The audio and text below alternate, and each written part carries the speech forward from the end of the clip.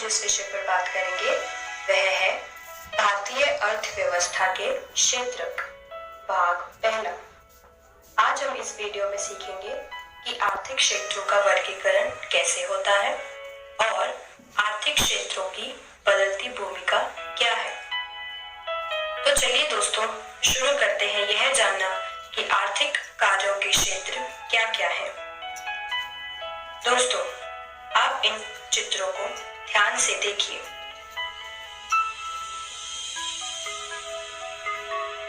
आप लोगों को विभिन्न आर्थिक गतिविधियों में कार्यरत पाएंगे। इनमें से कुछ गतिविधियां वस्तुओं का उत्पादन करती हैं, कुछ अन्य सेवाओं का सृजन करती हैं। ये गतिविधियां हमारे चारों ओर हर समय संपादित होती हैं, यहाँ तक कि हमारे बोलने में भी। हम इन गतिविधियों को कैसे समझ सकते हैं? इन्हें समझने का एक तरीका यह है कि कुछ महत्वपूर्ण मानदंडों के आधार पर इन्हें विभिन्न समूहों में वर्गीकृत कर दिया जाए। इन समूहों को क्षेत्र भी कहते हैं। उद्देश्य और किसी महत्वपूर्ण मानदंड के आधार पर इन्हें अनेक तरीकों से वर्गीकृत किया जा सकता है। चलिए दोस्तों अब हम जानते हैं कि विभिन्न प्रकार की आर्थिक गतिविधियों के क्षेत्र क्या क्या हैं। पहला है प्राथमिक क्षेत्रक, दूसरा है द्वितीयक क्षेत्रक और तीसरा है तृतीयक क्षेत्र। दोस्तों यह है 3 आर्थिक गतिविधियों के क्षेत्रक। तो चलिए हम सबसे पहले प्राथमिक क्षेत्र के बारे में। प्राकृतिक संसाधनों के प्रत्यक्ष उपयोग पर आधारित अनेक गतिविधियां हैं, जैसे कपास की खेती। यह एक मौसमी फसल है, अतः कपास एक प्राकृतिक उत्पाद है। इसी प्रकार डेयरी उत्पादन में हम पशुओं की जैविक प्रक्रिया एवं चारा आदि की उपलब्धता पर निर्भर होते हैं, अतः इसका उत्पाद दूध भी एक प्राकृतिक उत्पाद है। इसी प्रकार खनिज और अयस्क भी प्राकृतिक उत्पाद हैं। चूंकि हम अधिकांश प्राकृतिक उत्पाद कृषि, डेयरी, मत्स्य और वनों से प्राप्त करते हैं, इसीलिए इस क्षेत्र को कृषि एवं सहायक क्षेत्र भी कहा जा सकता है। चलिए दोस्तों अब हम आर्थिक क्षेत्रों के दूसरे यानी द्वितीयक क्षेत्र के बारे में भी जानते हैं।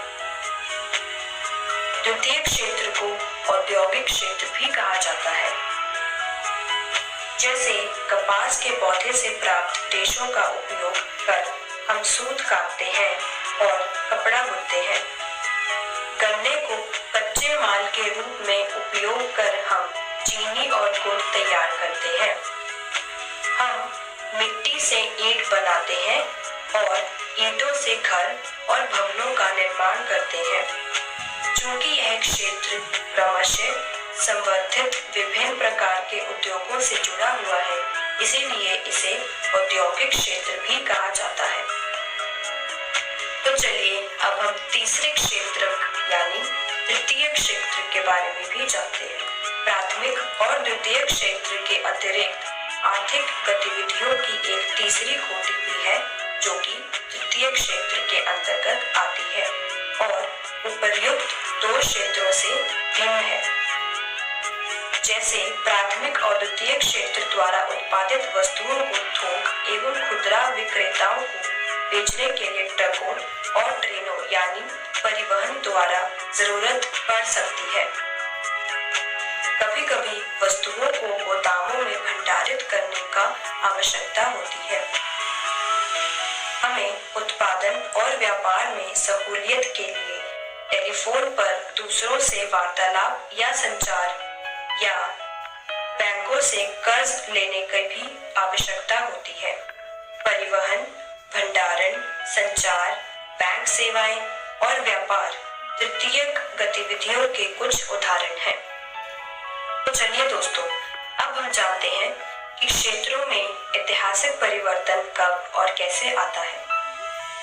सामान्यतया अधिकांश विकसित देशों के इतिहास में यह देखा गया है कि विकास की प्रारंभिक अवस्थाओं में प्राथमिक क्षेत्र ही आर्थिक सक्रियता का सबसे महत्वपूर्ण क्षेत्र रहा है। जैसे जैसे कृषि प्रणाली परिवर्तित होती गई और कृषि क्षेत्र समृद्ध होता गया, वैसे वैसे पहले की तुलना में अपेक्षाकृत अधिक उत्पादन होने लगे। शिल्पियों और व्यापारियों की संख्या में वृद्धि होने लगी। क्रय विक्रय की गतिविधियां कई गुना बढ़ गई। इसके अतिरिक्त अनेक लोग परिवहन, प्रशासक और सैनिक कार्य इत्यादि से जुड़े थे। लंबे समय, मान लीजिए 100 वर्षों से भी अधिक के बाद और विशेषकर विनिर्माण की नवीन प्रणाली के प्रचलन से कारखाने अस्तित्व में आए और उनका प्रसार होने लगा। जो लोग पहले खेतों में काम करते थे, उनमें से बहुत अधिक लोग अब कारखानों में काम करने लगे। कारखानों में सस्ती दरों पर उत्पादित वस्तुओं का लोग इस्तेमाल करने लगे।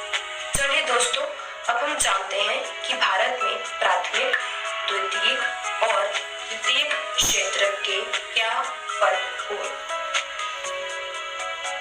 जैसे कि आप लोग देख सकते हैं कि तीनों क्षेत्रों द्वारा उत्पादित वस्तुओं और सेवाओं को दिखाया गया है।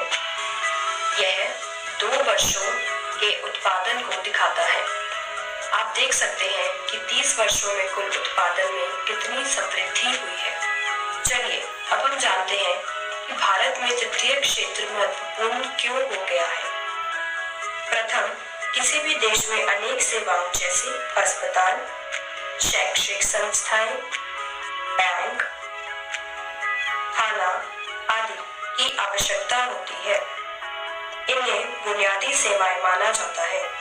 किसी विकासशील देश में इन सेवाओं के प्रबंधन की जिम्मेदारी सरकार ही उठाती है। जैसे जैसे आय बढ़ती है, कुछ लोग अन्य कई सेवाओं जैसे रेस्तरां, शॉपिंग और निजी विद्यालय इत्यादि की मांग शुरू कर देते हैं। आप नगरों में, विशेषकर बड़े नगरों में इस द्रुत परिवर्तन को देख सकते हैं। आपको याद रखना चाहिए कि सेवा क्षेत्र की सभी सेवाओं में समान रूप से समृद्धि नहीं हो रही है। तो चलिए अब हम जानते हैं कि अधिकांश लोग कहाँ नियोजित हैं। चलिए दोस्तों, एक छोटा किसान जिसका नाम लक्ष्मी है का उदाहरण लेते हैं, जिसके पास 2 हेक्टेयर असिंचित भूमि है, जो सिंचाई के लिए केवल वर्षा पर ही निर्भर है और ज्वार एवं अरहर जैसे फसलें उपजाती है। उसके परिवार के सभी 5 सदस्य उस भूमि पर वर्ष भर काम करते हैं। क्यों? क्योंकि उन्हें कहीं और रोजगार उपलब्ध नहीं है। आप देखेंगे कि प्रत्येक व्यक्ति काम कर रहा है, कोई बेकार नहीं है, परंतु वास्तव में उनका श्रम प्रयास विभाजित है।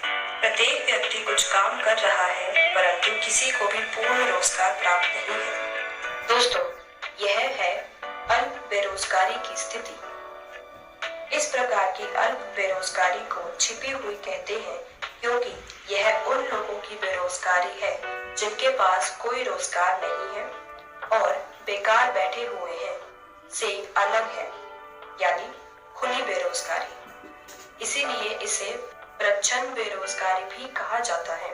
इसका अर्थ है कि यदि हम कुछ लोगों को कृषि क्षेत्र से हटाकर उन्हें कहीं और समुचित रोजगार उपलब्ध करा दें, तो भी कृषि उत्पादन पर बुरा प्रभाव नहीं पड़ेगा और हमारी अल्प बेरोजगारी की समस्या का हल निकल आएगा।